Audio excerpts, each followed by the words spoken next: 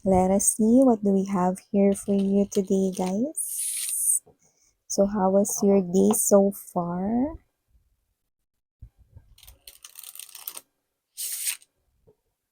Okay, so let us gather the right energies here. Oh, Ten of Wands energy. It looks like isa sa mga alalahanin mo yung matatapos na dito. So, it's something here na pwedeng kinikerry mo around na parang medyo matagal-tagal na. Pero nakikita ko rito ni ito ay mababagsak na. In short, mawawala na itong iniintindi mo na ito kasi parang ito ay masusolusyonan na or yan, mag-e-end na. Yan, no? Sa lahat ng maganda pakinggan, no, yung problema, yung matatapos. So, alamin natin anong klaseng problema ba yun. Good thing matatapos na siya, diba? Kasi you've been carrying that, no, around sa inyong shoulders, no? For quite a long time na rin. So, let us see. Let us see.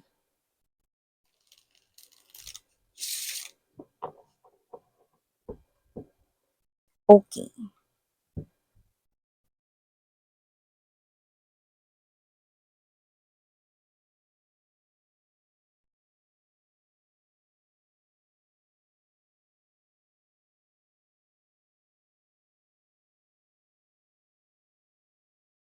Hmm. Something smelly. O yung something smelly yan mga babes, mabango na mabulaklak dito, no, yung ating naaamoy dito sa reading na ito, no, amoy fresh na, parang bouquet of flowers, yan, no, so ganun mga babes, no, yung nakikita ko rito, napakabangong mensahe, right off the bat, agad-agad, no, for you, guys, no? So, I hope marami-rami yung makaresonate sana sa reading na ito dahil very strong yung Seven of Coins energy. Mamaya ipapaliwanag ko kung bakit. Okay? So, let us lay all the energies muna, no, sa ating table para makita pa natin kung ano pa yung meron dito. Oh, nice. Okay. Okay. Wow. Okay. See? Three of Cups right here. Oh, okay. We've got clue. Meron tayong strong clue rito, no? So, hindi talaga kayo pinababayaan mga babes, no? Ng inyong mga anghel, ng mga guides, no? Ng inyo ritong mga ancestors and also mga spirit guardians ninyo. So, talaga namang nililid nila kayo dito, no? So, before we begin na pag-usapan ito more, let me just make bati muna sa ating mga new subscribers. Hi sa mga new viewers. Ako po si Yan. YAN. Yan, no? Thank you so much na nandito kayo and sana magstay din kayo together with me pabalik-balik ng mga viewers and subscribers. Thank you so much everyone for your warm love and support sa akin. At kung hindi nyo pa knows, meron pa po tayong main channel. Yes, no? Yung The High Priestess Tarot. Kung saan meron din tayong daily collective readings dyan na ina-upload. And also meron din tayo na per zodiac sign reading na weekly naman nating ginagawa at ina-upload. So, thank you so much mga babes na yung link ng main channel ay nasa ating description box. Kaya naman, pwede niyo i-check out yung link na yan at make tambay din diyan. So ayan, malaya kayong tumambay diyan, na timeless yung mga readings natin diyan. Kaya naman, pwede ninyong panoorin, unlimited no, bala kayo. Pero ang gusto ko lang no is, just take only what resonates. Okay? Just pick up only the messages na kumukonek kayo and you feel so drawn with. Okay? So yeah, now let's get into this reading. No, by the way, wala pala tayong gender ha, ba, lalaki, LGBT. Okay, lahat kayo welcome. Pwede nyo rin pong pagpalit-palitin yung mga roles, no, kung gusto ninyo, kasi isa itong general reading. And also, at the end of the day, palagi kayong may free will na free nyo or malaya nyong gamitin anytime, anywhere. So, pag-usapan na natin to, no? Nakita tayo dito ng letters na T and L. So, maaaring yan yung initials ninyo, initials niya, o baka naman yan talaga yung mga first letters ng kanya ritong surname, middle name, or baka first name, no? Or baka naman yan, yung tao na yan ay may dalawang pangalan. Yan, no? Maaring yan yung kanyang first and second name na first letters. Pero yung iba maaring letters or initials na meron sa kanyang name or baka sa inyo, no? Pero dyan, mga babes, so dahil capital letters yung ate ritong nakita with the T, L, kung sino man tong person na to, no? This person, no, is arriving, no, mga babes, no? At ang pinpoint dito ay kayo, kumbaga sa Grab mga babes, at kung ano pa dyan na pwede ninyong sakyan, angkas man yan, no, or in-drive ba yun? Lalamove o kung ano man, no, eksaktong ang pinpoint nito ay kayo. So, with the 7 of Coins energy, sa mga waitings dyan na energy, yun yung sinasabi ko kanina sa mga naghihintay dyan, no, gaano pa ba katagal, miss, yan ang iwi-waitings ko para sa aking love life, no? Para naman magkaroon naman ng kulay yung aking love life. Kailan ba darating yan, no? So, may darating dito at yun ay ang TL mo, no? True love, mga babes, no? Pero yung iba sa inyo, no? Miss yan, baka yan na yung team leader namin, Pwede rin, 'di ba? Pero dito ang pinaka nakukuha ko ay true love. Sino man 'tong parating na 'to, no, na hinihintay ninyo na magkaroon naman ng kulay ang inyong love life, no? Dahil mukhang black and white, kumbaga sa old television, no, black and white, no, ang inyong kulay ng pag-ibig area. Okay? Eto mga babes, no, pag-ibig na talaga 'to na darating sa buhay ninyo. Hindi 'to yung pag-ibig na hinuhulugan ninyo kada kayo ay sasahod. Pero ito ay literal na pag-ibig, no? Na talagang mararamdaman mo yung feeling na in love, no? Kaya naman pala super smelly, fresh like bouquet of flowers right here dahil fresh na fresh ang pagdating nitong Knight of Cups energy. Someone na nasaktan din when it comes to love, no? Isang hopeless romantic individual na babae, lalaki, LGBT ang paparating sa'yo, sweetheart, no? So, nakikita ko dito, no, na hindi na magtatagal, no, makikilala mo na tong person na to. Okay, itong person na to, mga babes, no, nakikita ko dito na posible mong ma-meet, no, online or baka ito ay ipakilala sa'yo. Malapit na to, baka magulat ka nga yung iba mamaya na to eh. Iba bukas na rin. You know?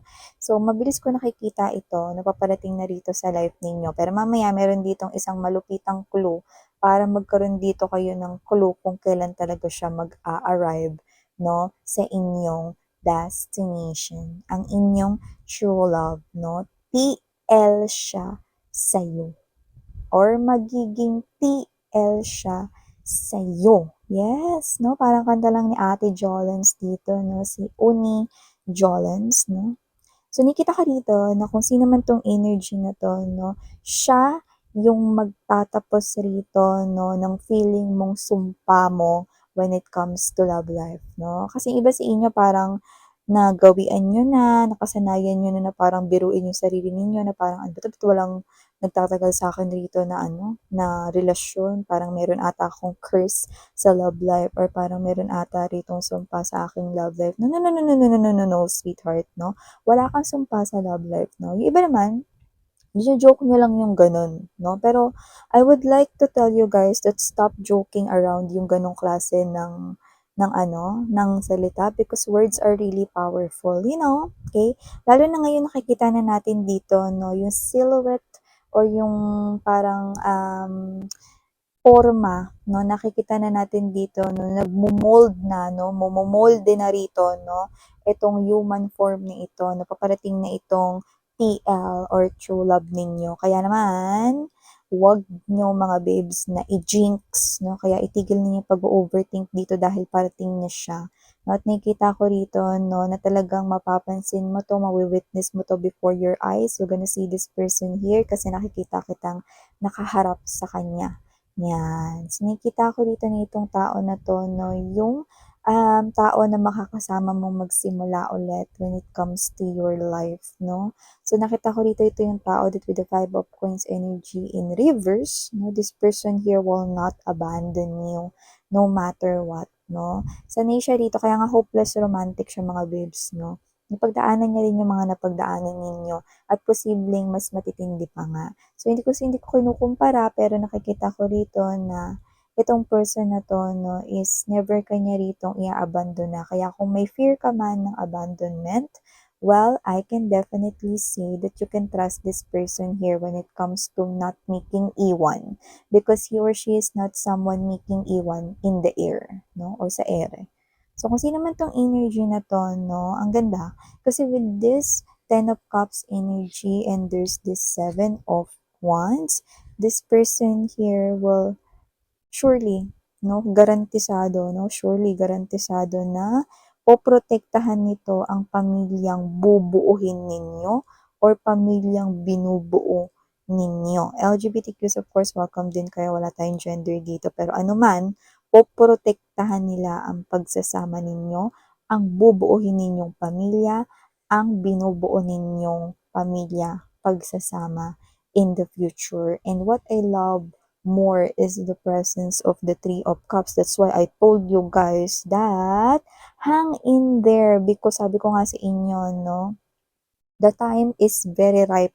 Kumbaga hinog na rito, no, yung oras. Okay? At saka matagal na rin yung inyong inihantay dito, kaya hindi na kayo maghihintay pa. Because the Three of Cups is reunion of two souls meant to meet each other in this lifetime period. So, nakikita ko dito, no, kaya nga sabi ko sa inyo, iba, mamaya na, yung iba bukas na yung pinakamabilis, no, pero nakikita ko rito na kung sino man tong energy na to, no, boom, love na love talaga kayo ng mga angels and guides ninyo, no, with the Four of Swords energy, Eight of Wands energy, Ace of Wands, handa na ba kayong marinig yung pinakamalupit na clue bago nyo makilala itong person na to?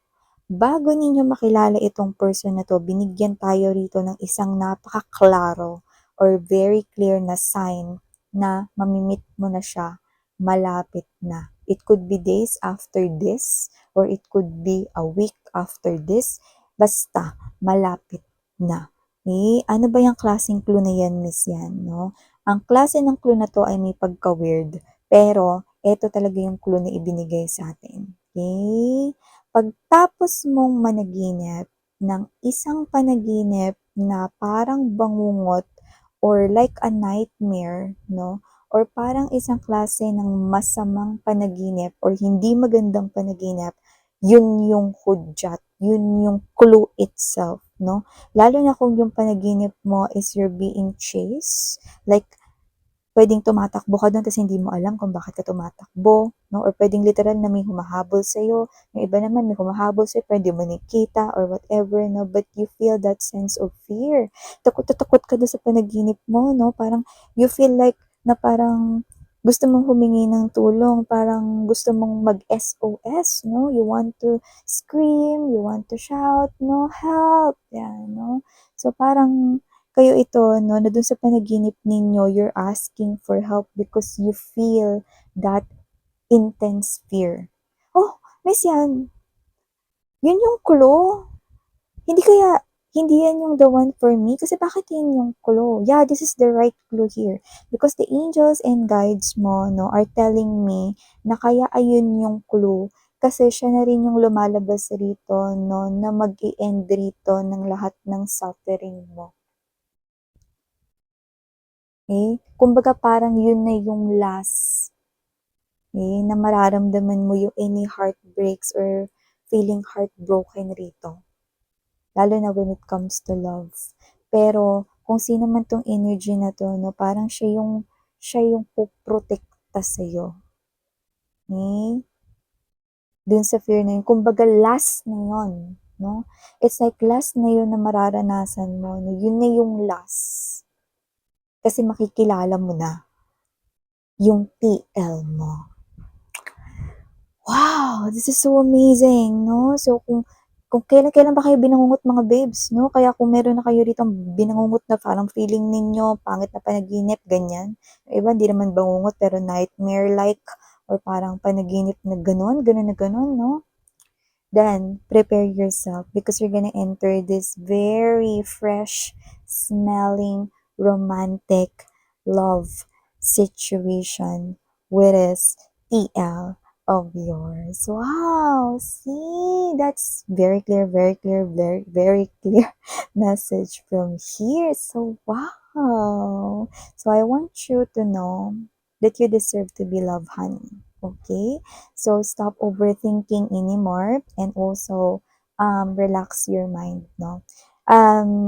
Be kind, no, to your mind. Okay? At ano ibig sabihin nun, no? Kumbaga parang only feed your mind with positivity and yeah, see? There's blessing in love coming here. Your person is arriving at your destination. So, better be excited, no? Instead of overthinking. Okay, so yeah, yan po yung ating maganda at great news for you guys na para sa iyong puso. At ako naman si Yan rooting for you and iwan ko sa inyo tong mga matatamis yan, no, ando? Matatamis na mga mensahe na to for you guys. Thank you so much and sarang heyo, love and light. Annyeong!